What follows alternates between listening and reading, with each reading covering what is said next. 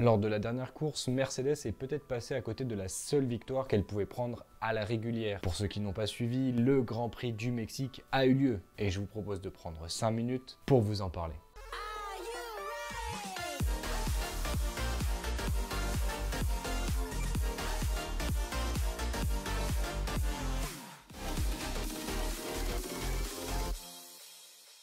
Les sanctions concernant le dépassement du plafond budgétaire réalisé par Red Bull et par Aston Martin sont tombées. Red Bull a 30 jours pour payer une amende de plusieurs millions d'euros en compensation du dépassement et subit également une réduction des essais aérodynamiques de 10% sur leur temps initial à passer en soufflerie. Concernant Aston Martin, ils subissent une pénalité de 450 000 euros. A noter également que Audi a officialisé son arrivée en Formule 1 pour 2026. Les essais libres ont permis aux écuries et à certains pilotes de tester les pneus Pirelli 2023. On a également vu Charles Leclerc s'illustrer en essai libre 2 avec un crash. Pour les qualifs, il n'y a pas vraiment de surprise en Q1. Latifi est éliminé, Schumacher est éliminé. Par contre, en Q2, on voit que 5 pilotes se tiennent en 63 millièmes de seconde pour la première place. C'est très serré et pour la pole, ça promet. Malheureusement, en Q3, on n'aura pas vraiment cet écart puisque Red Bull est loin de Mercedes. Enfin, la Red Bull qui n'est pas pilotée par Max Verstappen puisque Max Verstappen fait un temps phénoménal et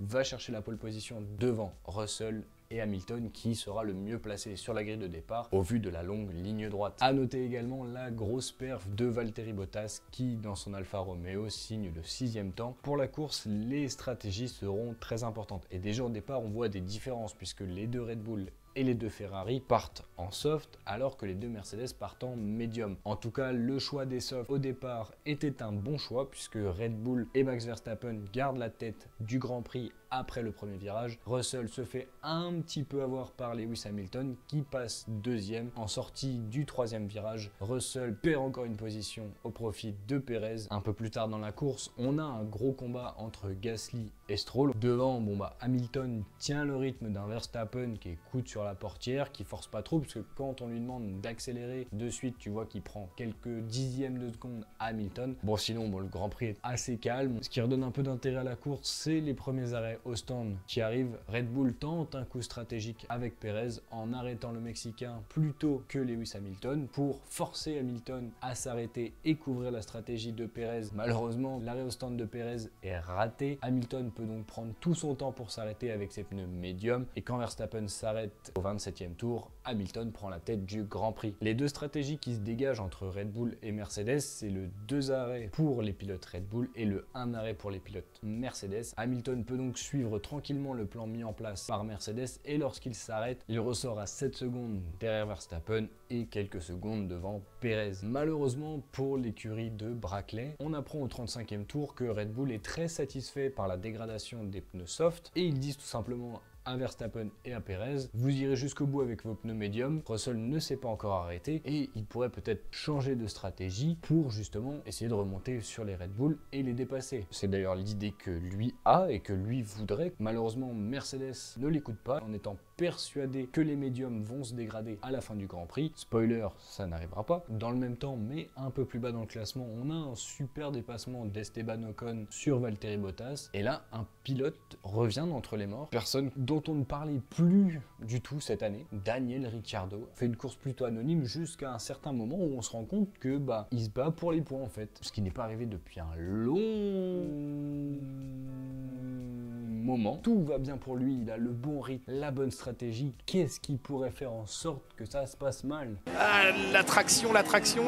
Il va. Ah, ils vont se toucher. Ah oui, ça décolle. Il tente un dépassement audacieux sur Tsunoda, ça ne passe pas du tout. Tsunoda sera amené d'ailleurs à abandonner. De son côté, Ricciardo sera pénalisé de 10 secondes ajoutées à son temps en fin de course. Ça l'a peut-être motivé parce que du coup, lui, il va continuer sa course pendant que Ricciardo, au volant de sa McLaren, tente de remonter, pendant que Norris tente également de sauver quelques points. Alpine est à nouveau en difficulté. Alonso a à nouveau un problème moteur qui ne touche pas Esteban Ocon. Et Alonso est à nouveau contraint à l'abandon et il va pas être content du tout, qui peut être totalement compréhensible parce qu'il veut réaliser à nouveau une bonne performance. Je vais pas vous mentir, mais quand je l'ai vu énervé près de sa voiture, je me suis nourri de son seum, mais tellement fort.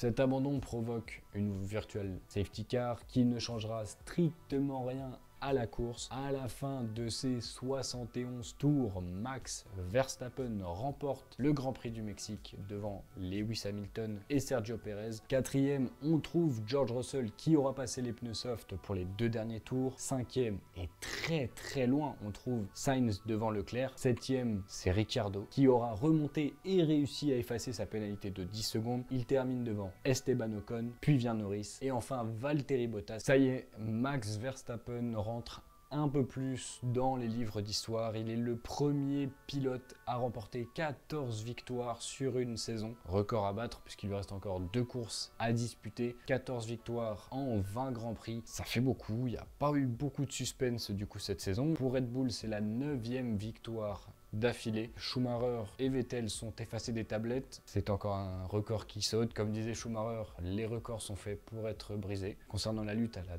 2e place au championnat, Mercedes gratte encore quelques points sur Ferrari. Et surtout pour la 4e place au championnat, Alpine perd à nouveau gros sur McLaren. Bref, le Grand Prix n'a pas été très intéressant, c'était principalement une course à la stratégie et une fois que vous aviez vu les voitures passer le premier tour, c'était à peu près terminé. Je m'attendais pas du tout à la performance des Mercedes, vraiment j'étais très impressionné et je m'attendais à ce qu'elles puissent plus facilement jouer la victoire par exemple au Brésil, à voir ce que ça donnera à Sao Paulo. Est-ce qu'on va voir une pole position de Lewis Hamilton? Le circuit est plus court donc normalement les écarts seront plus resserrés entre les pilotes. Il faut espérer qu'il y ait un peu plus de suspense, ce serait bien, ça nous ferait du bien pour cette fin de saison. On arrive donc à la fin de cette vidéo. Si vous avez aimé ce résumé du Grand Prix du Mexique, un petit pouce en l'air. Pensez également à vous abonner et à activer la cloche parce que on arrive bientôt à la fin de la saison et donc je vais pas vous laisser tomber de novembre à mars. Il y aura d'autres vidéos qui popperont sur la chaîne. Si vous voulez pas les louper, vous savez ce qu'il vous reste à faire. Pensez également à venir me rejoindre sur les réseaux sociaux, que ce soit TikTok, Instagram et Twitter. Également sur Twitch, juste ici. Moi, il me reste plus qu'à vous donner la possibilité de rester plus longtemps sur la chaîne. Donc à droite et à gauche, vous trouverez d'autres vidéos à voir ou à revoir. Celle-là, elle est incroyable. Allez la voir, vraiment. Masterclass.